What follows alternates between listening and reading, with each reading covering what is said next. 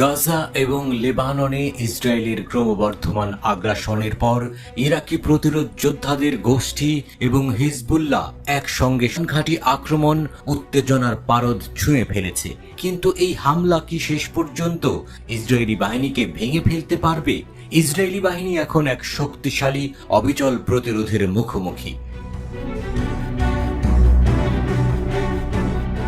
শনিবার Islamic resistance in Iraq তাদের Telegram চ্যানেলে একটি চমকপ্রদ বিবৃতি প্রকাশ করেছে। তারা দাবি করেছে, কামিকাজে ড্রোন ব্যবহার করে তারা 3টি গুরুত্বপূর্ণ ইসরায়েলি স্থাপনায় হামলা করেছে। কিন্তু আসল চমক কি?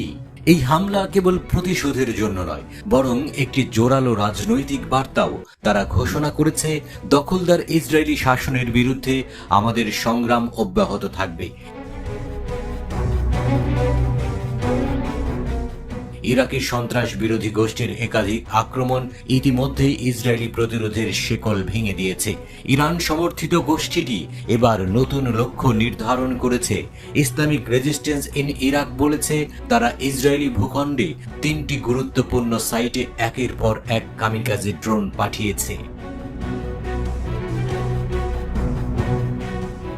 আর এই হামলার পেছনে রয়েছে একটাই শক্তিশালী উদ্দেশ্য, ফিলিস্তিন, লেবানন এবং সারা আরব বিশ্বের জনগণের প্রতি সমর্থন প্রদর্শন। তাদের ভাষায়, যারা বেসামরিক মানুষদের উপর গণহত্যা চালাচ্ছে তাদের বিরুদ্ধে আমাদের প্রতিশোধ চলবে। ইরাকের ইসলামিক রেজিস্ট্যান্স ইসরায়েলের উপকূলীয় শহর হাইফা এবং দক্ষিণ ইসরায়েল অধিকৃত অঞ্চলে ইসরায়েলি লক্ষ্যবস্তুতে ক্ষেপণাস্ত্র হামলা চালিয়েছে বলে ঘোষণা দেয়।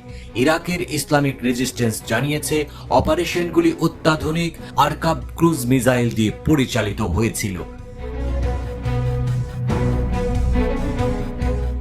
এর আগে অধিকৃত গোলান মালভূমিতে ইসরায়েলি সেনাদের একটি ঘাঁটিতে ইরাক থেকে প্রতিরোধ যোদ্ধাদের ড্রোন হামলায় 26 সেনা হতাহত হয়েছেন। শনিবার টাইমস অব ইসরায়েল হতাহতের এই ঘটনা স্বীকার করেছে।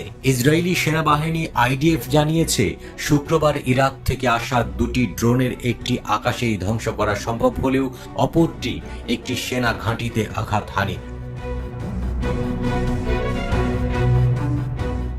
ওদিকে হিজবুল্লাহ ইসরায়েলের বিরুদ্ধে এক শক্তিশালী প্রতিরোধ গড়ে তুলেছে। রকেট ও ক্ষেপণাস্ত্র দিয়ে ইসরায়েলি লক্ষ্যবস্তুতে আঘাত করেই চলেছে। এসব হামলা ইসরায়েলি দখলদারদের জন্য এক ধরনের নতুন চ্যালেঞ্জ, আর ইরানের প্রতিরোধের অক্ষের সদস্যদের শক্তিশালী প্রতিরোধের সংকেত।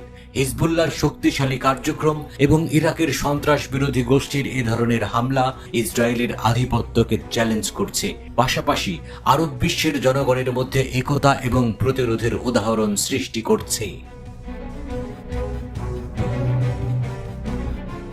বিশ্বের নজর এখন লেবানন, গাজা এবং ইসরায়েলের দিকেই। এই পরিস্থিতি শুধু মধ্যপ্রাচ্যের নয়, বরং গোটা বিশ্বের ভূ রাজনৈতিক ভবিষ্যৎকে প্রভাবিত করতে চলেছে।